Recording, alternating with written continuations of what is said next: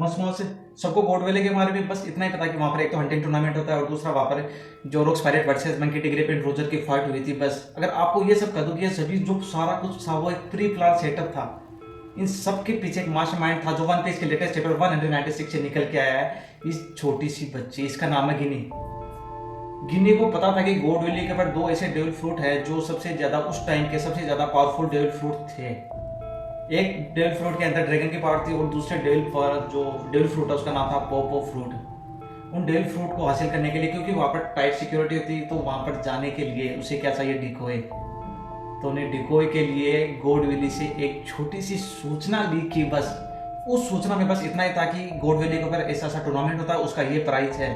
और सोचो भाई, इतनी गोड वैली की इतनी टाइट सिक्योरिटी जहाँ पर मरीन्स के सारे जो राज है वहाँ पर छुपे है, वहाँ से वो लीक करना, सूचना को लीक करना कितना मुश्किल काम है। इस छोटी सी बच्ची ने वहाँ से लीक किया, वो सीधे जा पहुंची रॉक्स पायरेट के कैप्टन मंकी डी अक्सबेक। अब मंकी डी अक्सबेक भाई दुश्मन है किसका, नोबल्स का, जो सिलेस्टियल ड्रैगन बोलते हैं अपने आप को। तो रॉक्स पायरेट ने किया हमला और नोबल्स को बचाने के लिए आई मरीन। दोनों में भिड़ंत और भाई एक परफेक्ट डिकोई बन गया इस मास्टरमाइंड प्लान के लिए। अब गिनी के ग्रुप में कौन कौन था, एक तो गिनी खुद, एक इवान को, इसको लूफी के साथ कई बार देखा होगा आपने, और तीसरा कुमा। अब देखो प्लान इतना परफेक्ट गया ना कि दोनों जो इवान को और कुमा दोनों के हाथ में डेविल फ्रूट थे। वो खाने वाले थे कि इतने में किसी ने इंटरप्ट कर दिया और इवान को के हाथ से उसको छीन लिया डेविल फ्रूट को। फिर वो कुमा से डेविल फ्रूट छीनने को गया तो भाई कुमा ने इवान को ने जल्दी से कुमा को बोला तुम जल्दी से इसे खा लो और यहां से निकलो। तो कुमा ने भाई छप गायब पेट के अंदर। इतने में भाई शेटन की एंट्री, शेटन ने मारा कुमा को पंच और कुमा दूर जाके गिर पड़ा।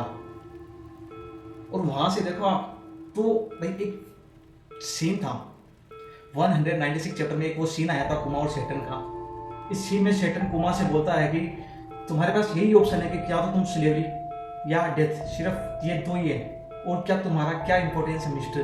तो कुमा ने जो जवाब दिया ना, आहा, कुमा ने कहा कि इस बात का कोई सेंस नहीं निकलता कि तुम इंपॉर्टेंट हो या नहीं हो। इस बात का कोई रीजन नहीं है कि तुम इस लाइफ में सिर्फ स्लेव बनने के लिए पैदा हो। अगर मुझे कोई भी पावर चाहिए ना, तो मुझे चाहिए निका की पावर। निका, निका एक गॉड है, गॉड। निका एक गॉड है। जो स्लेव्स होते हैं वो निका को पूछते हैं गॉड की तरह की, जो हमारे स्लेवरी जीवन है उससे हमें निकालेगा कौन, निका गॉड।